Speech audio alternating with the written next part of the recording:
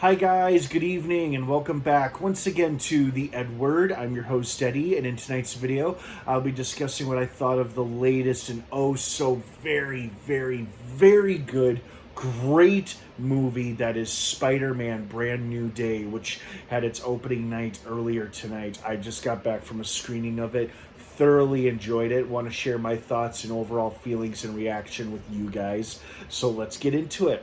Well, before I do that, of course, please be warned, this is a spoiler-filled review. I will be discussing big spoilers, so if you haven't seen the movie yet and you plan to watch it opening weekend, you don't want to keep watching or listening to this review, as I will be discussing spoilers, plot details, character stuff, all that jazz. That being said, you have been warned. Let's dive right back in. So, first and foremost, absolutely enjoyed it. It was not at all what I thought it was going to be. I didn't have a whole lot of expectations for this film. I mean, I did to some extent, but in terms of overall plot, I didn't know what to expect because they kept things so such a closely guarded secret, from Sadie Sink's role to overall plots and the story of the film. And I applaud them for that, with the exception of Sadie Sink's role being spoiled at the Los Angeles red carpet premiere, or the internet predicting it over a year ago. Spoiler alert, she's Jean Grey. With that exception, I feel like they did a very good job keeping the plot of this film a closely guarded secret. I should have known Damage Control was going to be behind all this shit. They've never been the good guy. You know, I was completely fooled the way Mesker was super friendly with Spider-Man, you know, bringing him into Damage Control HQ, and of course I should have known better than to trust them. They're the bad guys. They've always been the bad guys. They've harassed Spider-Man, they've harassed Miss Marvel and her family and her community. They don't trust superheroes or superpowered beings, so of course they would be a problem in this film. And they were the true enemy, or Mesker was, after, you know, it was revealed he captured and experimented and tortured on Jean Grey's sister, which is what Jean Grey was after the whole time. So yeah, she took on a bit of a villainous role, but you can't really blame her for entering her villain era, so to speak, because she did have very good reasons for doing what she did. I'm not saying what she did was right, possessing and hurting people, but I will say that I do understand why she did what she did, even though I don't entirely agree with her actions. It's understandable why. She was a very good sympathetic villain, and then became a great sympathetic character after reading Peter's mind and whatnot. Love seeing Elena, Black Widow. That was an unexpected but delightful scene. You know, I wasn't sure how true the rumors were or not of her being in this movie, even though Feige teased it himself. I was like, oh, okay, seems like a bit of a spoiler, but all right. Anyway, that was fun. She had a great small role.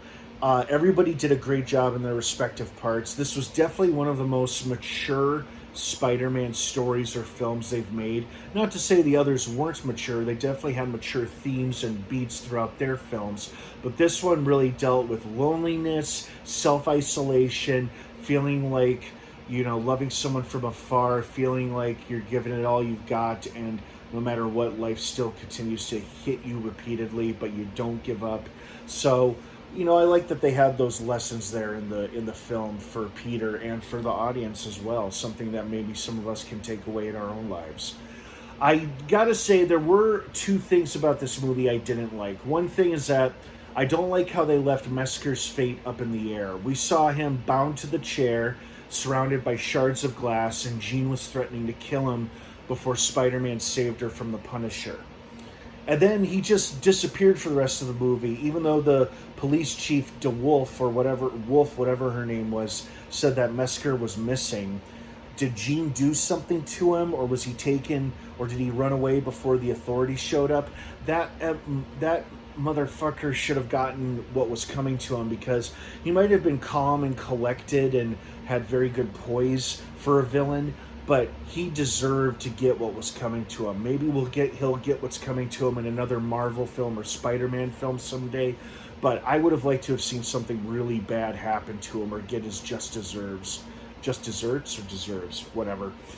The other thing that I had a bit of a problem with is how minimal Scorpion had a role in this film. I thought he'd have a far bigger role than the role that he actually did have. I was grateful for the screen time and for the awesome costume and armor that he had. I just wish he had been in the movie a lot more. Granted, they crammed in a lot of characters who had brief screen time and whatnot, but Scorpion was one I was really looking forward to, and I was hoping for a lot more from him. But you know what? We got what we got from him, and I'll be grateful for that. So I'm not going to dwell on it too much. And if that was one of the few things I didn't like about this movie, so be it. But overall, I thought it was wonderful. It was great. Everyone did a wonderful job in their respective roles. It was well balanced between dramatic beats and incredible superhero action between Hulk, Spider-Man, Punisher. You know, I've never seen any of the Punisher shows or specials or the episodes of Daredevil with him, but I am sure enjoyed John Bernthal in The Walking Dead and other films I've seen him in. And of course, he was great as Punisher in this. I loved how unexpectedly funny he was. So great job, Spider-Man, Brand New Day. What a wonderful, fun, great movie this was. 2 thumbs up, and I can't wait to watch it again. Oh, and the post-credit scene, that had to be a tease for Doomsday. I mean, it showed Spider-Man, his signal going into outer space before it was lost. So that's got to be a tease for Doomsday, or perhaps Secret Wars. Who can tell? But I guess we'll find out, because they did say Spider-Man will return. They just didn't say where or when. So have a great rest of your night. Thanks for watching. I hope you enjoyed this movie as much as I did. What did you think of it? Let me know what you thought down below in the comments section. Have a great rest of your night. Spider-Man Brand New Day is now playing in theaters. Have a good one, everyone. Thanks for watching. And of course, until next time, may the Force be with you.